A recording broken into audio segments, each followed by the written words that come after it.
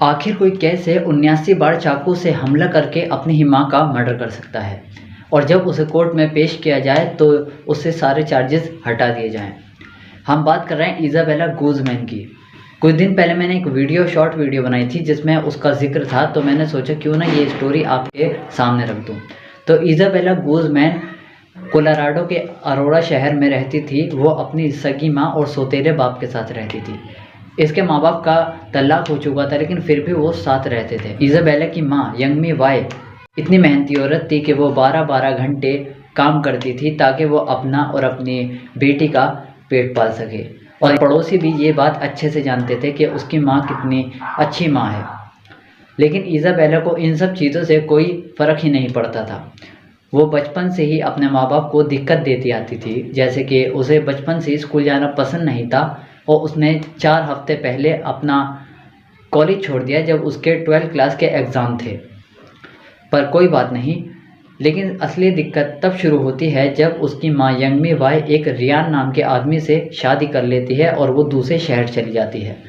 वो इज़ाबेला को भी अपने साथ ले जाती है, लेकिन इज़ाबेला रियान नाम के आदमी को बिल्कुल भी पसंद नहीं करती थी। अक्सर उसकी माँ के उसके झगड़े होते थे इसी बात को लेकर। तो इज़ाबेला की माँ यंगमी वाई ने अपनी बेटी को अपने पुराने हस्बैंड रॉबर्ट के पास वापस भेज दिया।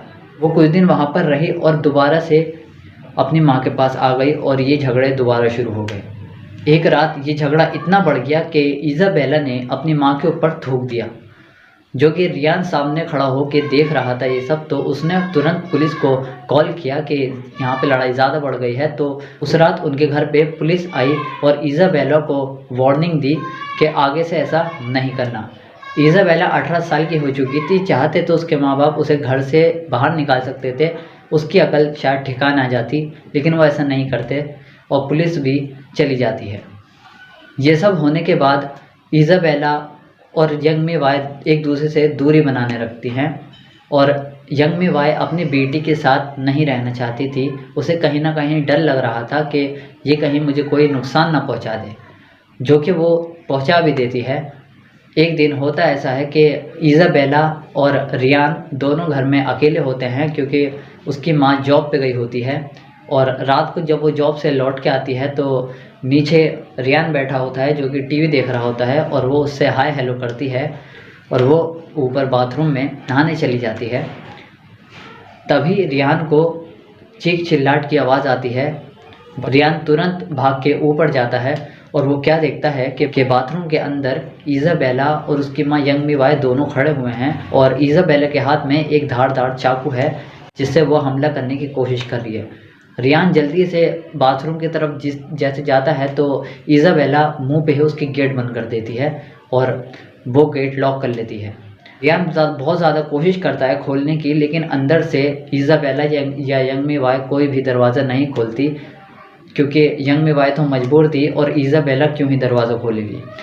तभी रियान नीचे दोबारा भाग के जाता है। वो पुलिस को कॉल करता है और दोबारा से जब ऊपर आता है तो वो देखता है कि बाथरूम के दरवाजे के नीचे से ब्लड आने लगा है और वो उस वक्त वो सब कुछ सुनता है जो एक मर्डर के टाइम पे सुना जा सकता है। वो बहुत ज़्यादा कोशिश करता है उस दरवाजे को खोलने की, तोड़ने की। तभी अचानक से वो दरवाज़ा खुलता है और यंगमी वाई वहाँ से बाहर निकलती है। उसके पूरे कपड़े खून में थे, उसके मुंह पे भी खून लगा हुआ था। रियान क्या देखता है कि उसकी जो वाइफ है वो खून से लथपथ नीचे पड़ी हुई है और उस पे 79 बार चाकू से हमला किया गया है। रियान जल्दी से उसे CPR वगैरह देने की कोशिश कर रहा था, लेकिन जितना ही वो CPR दे रहा था ब्लड उतना ही निकल रहा था। वो तभी फ़ौरन पास ही के हॉस्पिटल में उसे लेके जाता है और उसकी जान वहाँ पे बच नहीं पाती।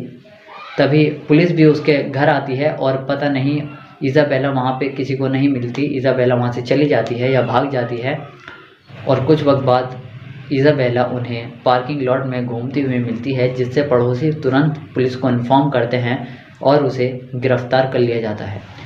जब उसे कोर्ट में पेश किया जाता है तो वो कई सारे डॉक्टर उसकी जांच करने आते हैं, क्योंकि ये बड़ा अजीब केस था। कोई बेटी अपनी ही माँ को, अपनी ही सगी माँ को 79 बार चाकू से हमला करके कैसे मार सकती है। बहुत लोगों को अजीब लग रहा था, तो डॉक्टर को बुलाया जाता है, उसकी कुछ जांचें होती हैं जिसमें उसे पता चलता है कि उसे स्किज़ोफ्रेनिया के नाम की बीमारी है। बात कोर्ट को पता चलती है, जज को पता लगती है, तो वो उस पे से मर्डर चार्जेस हटा देता है। वो 18 साल की हो चुकी थी, उसे फांसी की सज़ा होने वाली होती है, लेकिन जब जज ये सुनता है कि उसे एक बीमारी है तो वो उस पे से ही चार्जेस हटा देता है, क्योंकि इस बीमारी में इंसान को ऐसा लगता है कि वो क्या कर रहा है, सामने वाला कौन है, उसे पता नहीं चलता है। जब भी उसे टेस्ट के लिए कोर्ट में पेश किया जाता है तो वो अजीब व गरीब तरीके से कैमरे की तरफ इशारे करती थी। पता नहीं उसका दिमाग किस तरह से काम करता था, अजीब व गरीब इशारे करती थी।